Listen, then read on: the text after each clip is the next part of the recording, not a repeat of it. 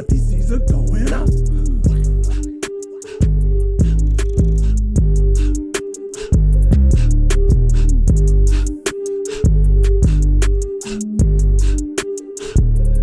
Nothing but up. Nothing but up. Nothing but up. Nothing but up for me. Nothing but up.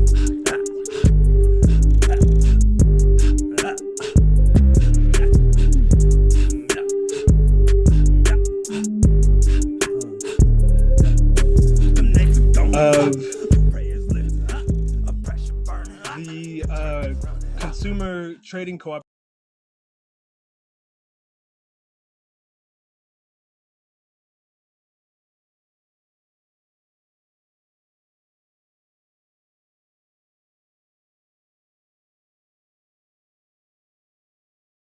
influenced a lot of people, and so we're gonna read about that today.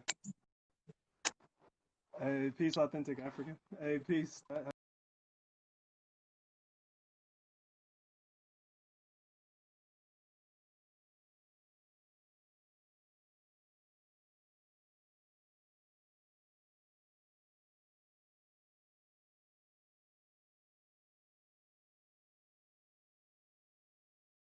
Hopefully this is better. I see touch. Okay, you back. You good? All right, for sure. Yeah. Hey, man, it's been exciting this week, hasn't it? Man, powerful. Yeah. Like the readings were on point. We got to link up with a lot of folks who have been coming to the book clubs and like figure out how we can bring support their way. We forgot to ask if we can like share what they're doing and invite people in. So Uh-huh. we'll have to do that. I'm assuming it's a yes. But yeah, we definitely want to do that. Malona Gold, who just joined, had asked about that through the DM. So if we can connect folks, that'd be, that's the next step right there. Man, most definitely. Continuing the education with activation. That's real. Hopefully, yeah. Hopefully we can. Yeah. How do you feel like we should ground ourselves? Just, pouring mental libations to, all the energy that was put forth this week. Lifting up the queens, getting ready to close out a great week of education and reflection and action, leading into another week, where the queens will, really guide us through the next stages and just giving praise and acknowledgement for all the work that's done behind the scenes and all the hands that's together and joined to do this work, and all of us here, one mind, one heart, and one future, you know. Say amen, Ashe, Uncle Justin, and that. Sure. Stuff. It was good. Thanks for joining us. So before we get into collective courage, Tut, I wanted to continue our brief touchings up on taking the war out of our words. And last week we had talked about like non-defensive questions and how they should be curious and open and inviting. And I want to go through these next two aspects of non-defensive communication, statements today and predictions tomorrow. So we can like get a little bit of understanding of what that means. And then we can get into like, tools of how to use these things, how we use questions, statements, and predictions in a non-defensive way to free up our communications as we're getting more and more deep in this building with our friends and family, Sure. So this is chapter 8, taking the war out of our words with Sharon Strand Ellison. It starts off by saying, when we make statements, that old war motto, to be open is to be vulnerable, and to be vulnerable is to be weak, comes into play with a vengeance. Just as curiosity is missing in our questions, vulnerability is often absent from our statements. While we might make vulnerable statements to a partner during safe, intimate moments, most of us would rarely choose to express all of our thoughts and feelings during conflict. Complete openness would show that the case we are trying to prove is not as airtight as we would have the other person think. It would make us vulnerable to attack. Mm. And further down the page, it says, for the same reasons, we generally don't choose to make statements that expose our vulnerability in the boardroom, at an office, staff meeting, or with a political opponent. If we want to appear powerful to others, we usually consider that showing doubt or concurring with a point made by an opponent is equivalent to planting a landmine in our own territory, like it would blow up our own agenda and goals. On the next page, page 127, it talks about the nature of the statements that we want to be making. And it's saying that the character of non-defensive statements is not suspicious, guarded, or dominating. It is straightforward and clear. Part of that is vulnerability. And it says a fully open statement is vulnerable and unguarded, and it has no hidden facts or facets. We express our weakness as well as our strengths, and our fears as well as our hopes, our doubts as well as our certainty. We communicate our thoughts, beliefs, and feelings in a thorough way. Most important, rather than weakening a statement, I think vulnerability can strengthen it. Being vulnerable. It's touching. Yeah, it's definitely difficult to be vulnerable. It also says that another characteristic is being direct. It says directness is another characteristic of an open, vulnerable, non-defensive statement. Having no ulterior motives mean that we state our needs, desires, and goals directly. It seems ironic that we fear vulnerability when it allows us to be far more direct than we are when we are closed and defensive. In classic warfare, soldiers hid behind shields and threw lances at enemy soldiers, hiding and attacking at the same time. Similarly, when we believe, or I'm sorry, word, I lost myself. Similarly, when we defensively hide significant portions of what we think, feel, and believe while presenting a good argument or attacking others, we are simultaneously being straightforward. Okay, hopefully you get back into it. It was good, Kanita. And so it finishes up by saying that being willing to expose our truth allows us to be vulnerable and direct at the same time, a more powerful combination than hide and attack. And so just wanted to, I guess, continue our off by seeing how first we and others can have defensive positions when we're talking. Because as she says, like it's often seen as a battle or a war, and we want to make sure that we're not open to attack. And so we have explored those like different defensive personality types or defensive traits. There's about 6 of them. And we've also started talking about like how do we do non-defensive communication? And essentially it's looking back at the way that we use our questions, our statements, and our predictions, and making sure that we are not bringing attacking or like overt defensiveness into the way that we're communicating with folks. And so we learned the nature of questions and how they should be open and curious, because that invites people to be more straightforward. Then we've also talked about statements, and like when we're responding to folks in the form of a statement, how we should be vulnerable, open, and direct, and how it doesn't necessarily help us to hide our feelings and emotions when we're in whatever situation it is, whether it's the staff meeting, the boardroom, or with our intimate partner. Yeah, I'm saying ambitiously imperfect, saying applying those same communication skills with my mom, and it's going amazing. Not being defensive with her. Wow, I say. Bless. Bless. Yeah. All right, so yeah, this is the book, Taking the War Out of Our Words. We saw a little bit about like taking the war out of our statements and out of our questions. And we'll finish up with predictions, and then yeah, I'll be uploading stuff on the internet on our page at the end of the week. Hey, I tried the open questions. Hmm. How did it go? yeah.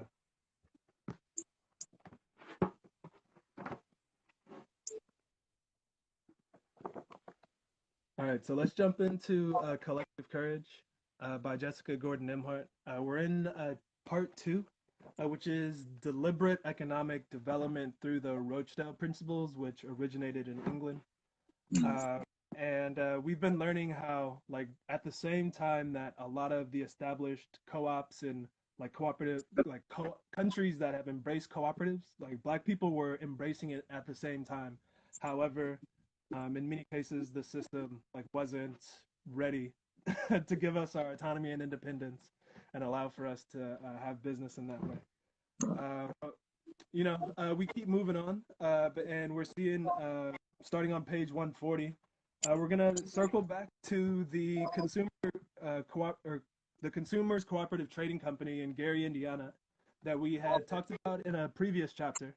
Um, but we're gonna talk about here how they influenced a lot of folks, and how cooperation among cooperatives was huge because during the study tours that we'll be hearing about, like lots of information was shared, both verbally. I'm sure they gave them like papers and things to help organize themselves, and like that's what it's all about. Like the folks who have already done it, like helping folks that want to do it now, make it easier for themselves, and spring up more of these like pockets of freedom within our communities. You know. yeah, yeah, most definitely. Okay, so here on page 140, um, we're seeing the in the fall of 32, in Gary, Indiana, was super ravaged by the depression.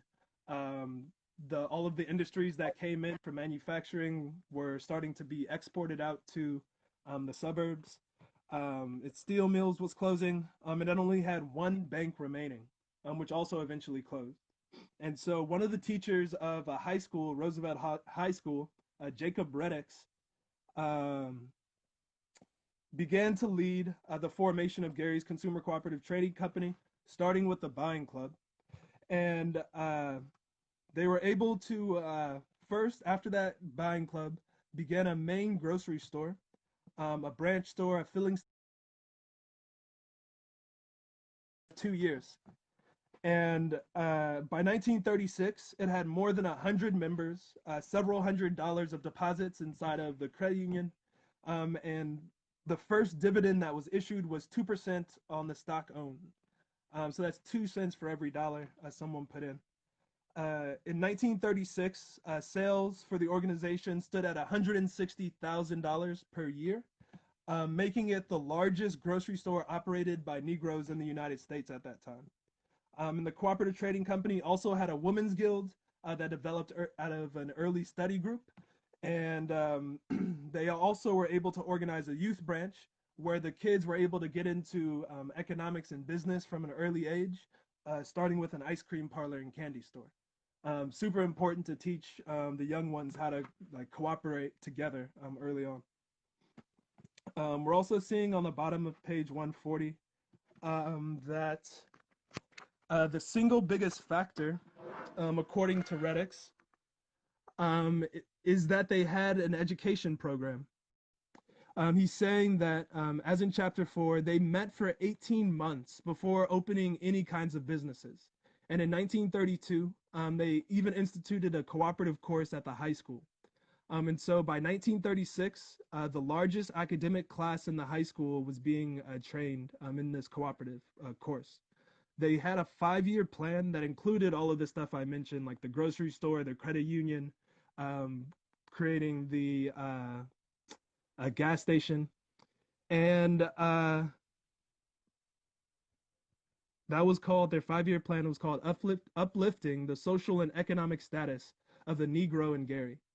And so many of the themes that we saw about like throughout the book about things starting from study circles, it being very important to forefront education is being seen here. And let's see, every organization found education to be one of the most important elements in the endeavor. And the Gary Cooperative actually integrated cooperative education into the high school, like we talked about.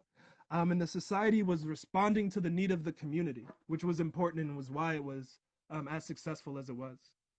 And so, um, unfortunately, they closed down about 4 years afterwards, even though they established the gas station and the credit union. And that's because, well, actually, Jessica Gordon Nimhart didn't quite say why they weren't able to rise up. But afterwards, we're seeing that the Red Circle Cooperative Corporation, which was started or which was mentioned in Baker's memo that we've been going through this whole time, that mentioned, what was it, 12 cooperatives and 10 credit unions throughout the U.S. Like this is partly coming from what she had brought to us. And so that is talking about how a Mr. E.R. Stores had the idea to form a consumer co-op in 1927. So he had been thinking about this, but it took 10 years until the executive secretary of the Richmond Urban League spoke about the cooperative movement and used Gary, Indiana as an example before others were like, yeah, all right, this is possible. Let's do it. Hey, well, oh, Tut, bro, you got, man, I'm sorry you keep going in and out. And so we're seeing that because of Gary, Indiana, doing the work that they did. Oh, Tut, you're back. Hey, maybe you need to like switch to your internet. Yeah, I did. Yeah, no more Wi-Fi. Okay. You want to pull up the book or should I keep going? I got you. Yeah, I'm ready. Let's go. Look it out. All right. So, yeah, you wanna read it, bro, or should I? Yeah, no, continue. I'll get the next one. All right, bro. Yeah, just in case where you at. All right. So, so after this call for potential co-op owners, ER Stores was able to gather 35 people, out of 100 that he contacted. That's not bad. That's like 35%. And the group discussed the cooperative movement and then agreed to start the Red Circle Cooperative Association, Inc. So what they were able to do is by the end of 1937, they launched a campaign for more members and stock subscriptions. And they were able to get up to 125 members, and they collected $1,200 in stock equity. After that, executives of this venture went to Washington, D.C., Baltimore, and Greenbelt, Maryland, to inspect other cooperative stores and get ideas and plans of organization and operation.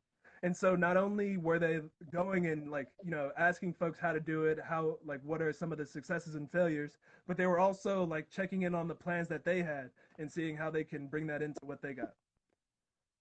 They reported back to the board, and the decision was made that the co-op would open a grocery store that would sell meat. And they opened their doors in October 11th of 1938 in the heart of Old Jackson Ward, directly across the street from a unit of the largest chain store in the U.S. Right? This story is really dope. And so we're seeing that within a year, the Richmond Urban League spoke in 1937, and within a year they opened the stores in 1938 and did it across the street from the largest chain store in the U.S., which refused to hire Negro clerks. So there was a political motive behind this. And I don't know if it's like this for everyone else, but it looks mad pixelated. I can't see the pages. Yeah. Oh, really? Interesting. Bruh, they've been throwing stuff at us, but it's good. Well, consistently. Okay, so like a target. sales, do you have your calculator with you, bro? Yep, I got you. So you want me to look up the 1,200 or the 350? All right. Okay. So we're seeing on the first day that they made $150 in 1938. So we're gonna see how much that was. I got 1938 special camera attachment. $150 in 1938, right? No, 350. That would be 350. Got you. 350. That would be in today's time. Drum roll, please. $6,000. Okay, they made Just over all right. They 6,000. made 6,000 in the first year, or the first day, I should say. That's First pretty day. good. Yeah. And so let's see. The store was super successful. And 3 months after it opened, the chain store across the street hired its first black employee and started a price war. Bruh, that's There you go. shout out, salute to them, bruh. Like they were like, you ain't gonna hire nobody. We'll see, we'll see. All right. And so they finally hire their first black employee, the largest chain store. They finally hired the first black employee in the city. However, Red Circle was able to obtain goods from a wholesaler whose prices were low enough so that the co-op could compete with the chain store. So the price war ain't going to drive us out. And then the chain store Mm. actually ended up reducing its staff by 2, keeping only the manager, while Red Circle had 4 regular employees. Wow. Mm. Bruh, that's like my dream for co-ops. Like folks in the community were definitely not going across those doors if they, bruh. Wow, That's real. bruh, Takes the support of the community, man, and that's what's up, bruh. man. Like not only was it basically a boycott, which made the store want to hire its first employee, but it was also a divestment campaign. And it was just like, nah, like it's not just a boycott, fam. Like we are hiring and buying from our own to like help folks who want to help our community. And so we're seeing that by 1940, Red Circle had 400 members, a weekly business of 700 a month or 700 a week. Can you see what that is? In 1940, Yeah. they employed a manager, 2 clerks, and a delivery boy. So definitely getting support from the local community. 1939, they had 100,000 customers that they served, and they paid a 1% dividend on purchases to those consumers. That's what's up. Wow. And 700 in 1940 is worth about 12,000, just short 13,000 today. Almost 13,000 a week.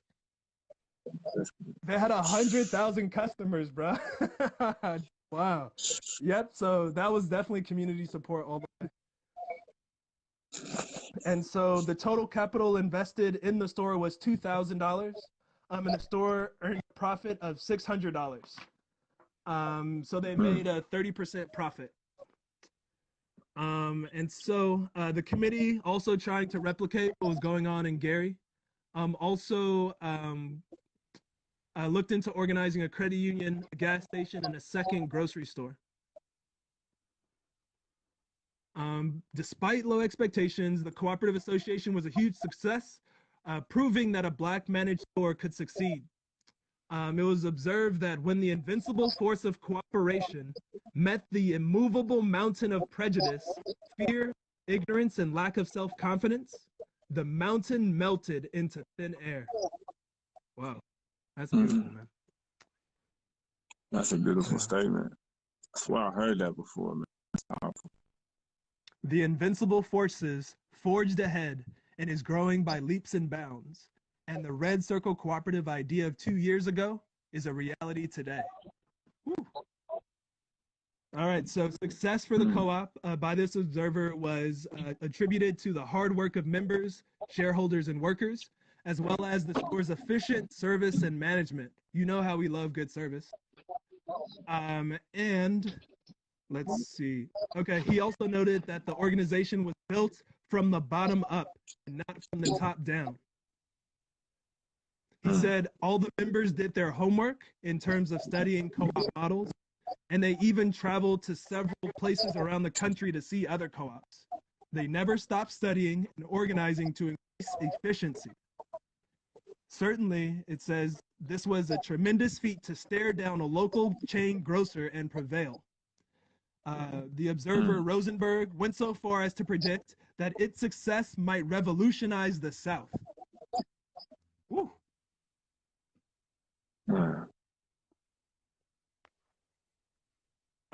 Yeah, we definitely need a credit union in East Oakland, Mia Kosua. The Self-Help Federal Credit Union is, like, I think originally based in Chicago, and they do have something in they do have a branch in West Oakland, but it's not necessarily like from here, though they do have really good missions. But a cool thing about credit unions is that they are cooperatives as well. They're cooperative financial institutions, so they're gonna take care of you for sure. Yes, yes, I definitely did put out feelers. All right, I'm seeing Tet's service is still a little not quite here. So there are two other organizations. Oh, you here, bro? Yeah, You- okay. I can barely hear you, bro. All right, so we're seeing that Rosenberg, the same one who documented the Red Circle Co-op, also documented that a second African American owned cooperative store in Virginia, the Aberdeen Gardens Association, a consumer cooperative, was organized in a government housing project in Hampton, Virginia. And so as it was being built, a small group of potential residents started to organize, meeting weekly to start this store. They were able to get a federal loan for $2,000, and they also sold stock to members for $5 a share.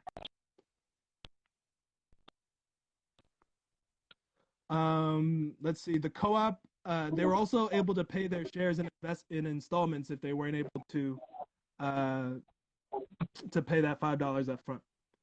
So the store started in 1938.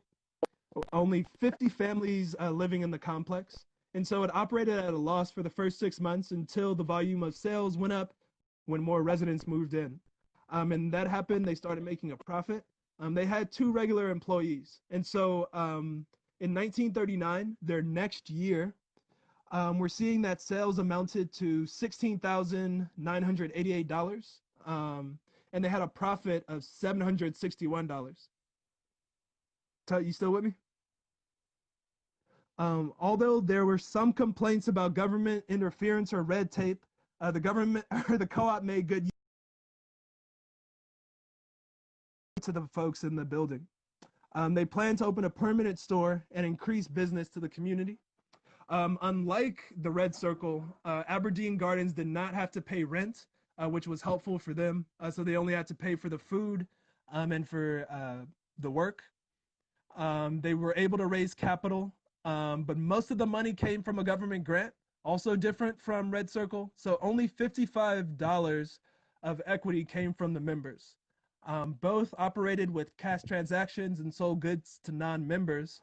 And both stores also cooperated with each other. So we're seeing that cooperation among cooperatives being held true to. And Rosenberg, the observer, who is concluding that Red Circle had a sounder foundation because members had a greater stake in the cooperative. Red Circle also started with an education campaign, and members met monthly to study the cooperative.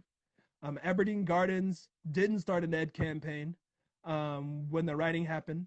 And it was emphasized that continuous education and a sense of ownership were important to the success, although both cooperatives were doing well. He also considered both co-ops examples of economic freedom, arguing that a way out of economic chaos is cooperatives. I'll share. And so the last co-op that we'll be talking about today is the Consumer Cooperative Association of Kansas City. And so we're knowing that in addition to the co-ops we just talked about, Aberdeen Gardens and Red Circle Cooperative, other co-ops were inspired by Gary, Indiana, namely the one that we're going to be talking about now, the Consumer Co-op Association of Kansas City, and the People Consumer Cooperative in Chicago that we're going to be learning about later. And so the first, the Kansas City Co-op was started with a study group, as most Black co-ops were. And in this case, a principal of a high school, Lincoln High School, and his wife, and about 28 others gathered up to study cooperatives. And so the Cooks, the principal and his wife, traveled to Pittsburgh, Columbus, Gary, Minneapolis, and Chicago to study cooperatives. So they probably had like a nice summer trip I'm trying to do that one of these times. And in 1934, the group opened its first cooperative. Okay. And we're seeing that it was a service station that was supplied by a cooperative wholesale gas and oil company in the adjoining state of Kansas. Wow. Okay, so there was also a cooperative wholesale gas company, which is probably how all of these co-ops were getting their gas, knowing that lots of times the establishment doesn't want to help us out. The co-op had a paid manager and nine-member board of directors. The service station had 162 members, and they were able to sell between 100 and 500 gallons of gas per week. They had a total amount of assets of about $2,000. And so, unfortunately, it closed in 1938, so it was around for 4 years, about the same time that the Gary Co-op closed. I mean, according to a letter from Mr. Cooks to John Hope II, the closure had to do with location, membership, lack of education, and an insidious effort by the Merchants Association and the school board to prevent teachers from joining the organization. We read earlier in the book, in this chapter too, that it is really helpful for organizations to have members with mixed amounts of income. Like, even if it's the purpose to serve low-income members, like having those like mid to high income members who can afford the equity and afford to keep it in the co-op is really important. And so the number of members more than tripled during their time in business. And so there was no corresponding increase in education about cooperative ownership. And so, as happened in the case of other Black co-ops, hostility from the surrounding white community was severe. And the organization, according to Hope, seemed distinctive in the opposition resorted to political pressure upon the municipal employees to destroy the organization, as well as to economic retaliatory measures that were later used in Chicago. And so we've learned a lot about how it's been okay for European Americans, white folks, to gather in co-ops and have their associations, but it's often been a big problem when we try and do it. And there's oftentimes been economic backlash. And so unfortunately that happened here. And we can at least be prepared and ready for it if and when it happens for us. But on the bright side, it says the co-ops board said that they continue to reopen, that they would continue to reopen, even though they faced hostility, and they would not give up. And that's always been our how we operate, right? Like, you can try, but it's not gonna stop. So that pretty much wraps up what we're tasked with reading in Collective Courage today, page 140 through 143, talking about how the impact that a really successful co-op in Gary, Indiana had across the country. And so, yeah, bruh, any closing words as we say goodbye for today? No, man, that was great. I jumped in and out. I was fighting the waves today. But man, beautiful session. I don't even know if I'm coming through clearly or not. But yeah, bro. Yeah, it was great, man. Great, beautiful. A lot of stuff coming from Gary, man. Yeah. Yeah. Yeah, bro. So like, much love to all y'all in the comments, and like we really like, it brings us joy talking about this and learning about how powerful our communities were. And if y'all didn't know, like, the reason that a lot of us are here in California are because our ancestors were dealing with this shit. And so like, this is in our blood, whether or not we're in California or like actually in the South. And yeah, let's just start doing the cooperative efforts wherever we're at, and then figure out how to loop our cooperatives together to make that that world that we want. Because the time is, man. I feel it, Yes, you feel sir. it. Let's do it. Yes, sir. Yeah, the effects of having a community like that. We know somebody personally that grew up in Gary, Indiana, and he talked about, like, he was hooping, and even the dope boys on the corner used to, like, it was so communal that they would beat him up to stay off the corner. They would push him to, you know what I'm saying, do something with himself to get out of that trap. So just having a cooperative, collective community, it does something to the people in that community.